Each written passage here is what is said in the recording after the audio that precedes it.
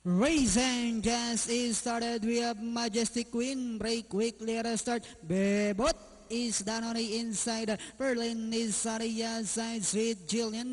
Gold bracelet. Nueve de Febrero in the middle portion. While Luck to Win is the early trailer by about 8 lengths of the leader.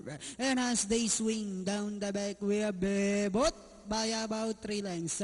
Berlin in second. Sweet Julian is racing in third. And on the outside port comes Majestic Queen. Nueve de Febrero comes next. Gold Bracelet is on the outside. Luck to Win is down on the inside. Back to the leader. We have Bebot by about 2 lengths. Sweet Julian in second. Moving up now on the outside is Majestic Queen. Berlin. Nueve de Febrero. Luck to Win in the middle portion. Gold Bracelet also arriving at the scene. And at the parter, we have Majestic Queen now takes command.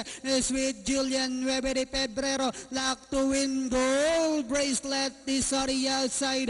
And as they swing for home, we have Majestic Queen, Sweet Julian, Luck to Win, Nueve de Febrero. Gold Bracelet is on the outside. Majestic Queen followed by Luck to Win. Majestic Queen, Luck to Win is down on the inside, but it's still Majestic Queen, and finally Majestic Queen. Luck to Win close between Sweet Julian, Nueve de Febrero. Gold Bracelet.